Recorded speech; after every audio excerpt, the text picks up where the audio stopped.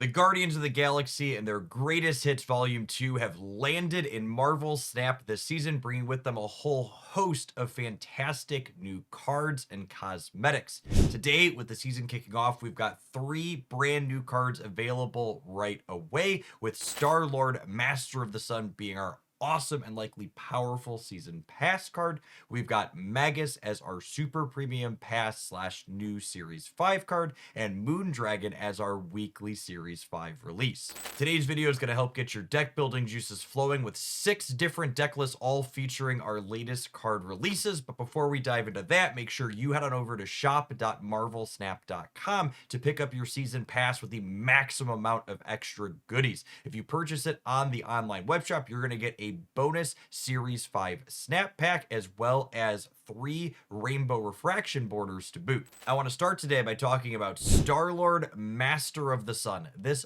4/5 on reveal gives you an extra energy next turn for each turn you had at least 1 unspent energy over the course of the game. This means at absolute base value, if you play Star-Lord, Master of the Sun on turn 5, having had an unspent energy on every one of those first 5 turns, he's going to kick himself up to a 4/10 that allows you to have a whopping 11 energy on the 6th turn of the game. To kick things off with the obvious inclusion, Star-Lord, Master of the Suns is a perfect fit inside of any high evolution deck, leveraging the unlocked cards such as Misty Knight, Cyclops, and Hulk, who all encourage you to go turns with unspent energy. Star-Lord gives us yet another payoff for doing so, letting you create a massive swing on that last turn of the game, with 11 energy letting you cleanly deploy a Shang-Chi plus an Evo Evolved Hulk, while still having 1 energy to spare to trigger all these bonuses across the board. If you're someone like myself who enjoys coloring outside the lines and sweet combo finishes, look no further than this Star-Lord, Master of the Suns deck comboing with Silver Surfer First Steps.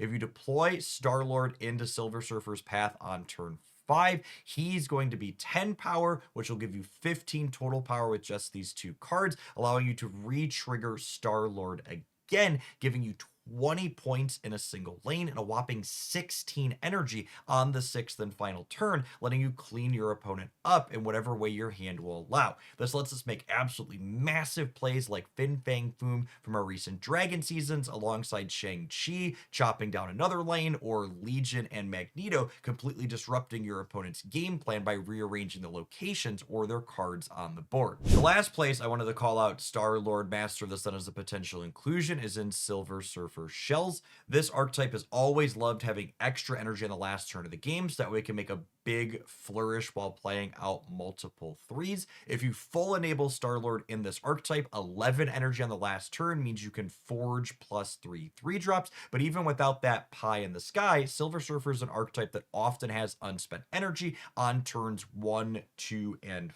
4, with the way its curve tends to play out, meaning Star-Lord just getting you up to 9 on the last turn of the game lets you drop 3 3s, similar to how Sarah lets you power out a big flourish. He had some key redundancy here while also being an additional stat stick for the archetype. Speaking of Sarah, our next card releasing this week, Maggus, is an incredible consistency piece for her. This 3 energy activate card copies the text of a card in your deck equal to the unspent energy you have on a given turn, meaning it can provide key redundancy for decks that are looking for specific ongoing pieces that might end up buried in their deck on a key turn. The first deck list that immediately jumped to my mind for Maggus was Living Tribunal combo, a consistent archetype that really needs to find its namesake every single game. Maggus can fish up whatever 5 or 6 energy cards you're missing in that key moment, providing you with some fantastic redundancy.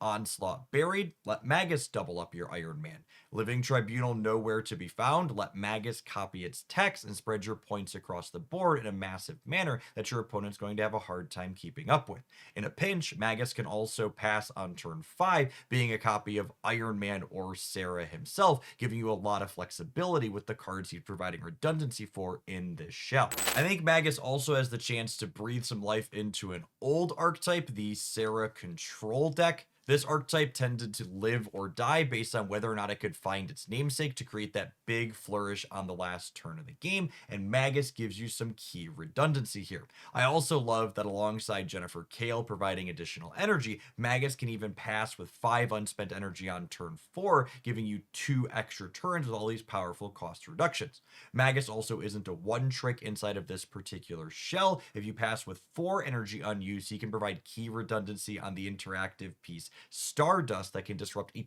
ton of combo decks in the metagame, such as those playing Hela or Arnim Zola. Last but certainly not least, our third card releasing to kick off this Guardian season is the Moondragon, a 2/2 with the end of turn effect. She gets +2 power if you not only spent all your energy this turn, but spent it all on a singular card. This means in theory, if we play Moondragon on turn 2 and then play a 3, 4, 5, and 6 on each of the subsequent turns, she's going to scale all the way up to 12 points of power for our 2 energy investment. Moving along to an initial deck building idea, this makes Moondragon a very natural inclusion alongside Doom 2099, a card that wants us to play a singular card each turn. We then pair this with other cards that play along at the 3, 4, 5, and 6 energy costs on our curve, and we get some end of turn synergies here with Invisible Man First Steps, letting you scale up your Moondragon even more, and things like Fantasticar and Aurora, letting her get bonus points just for being an end of turn card. As if all the awesome new cards this season weren't enough, 2 of my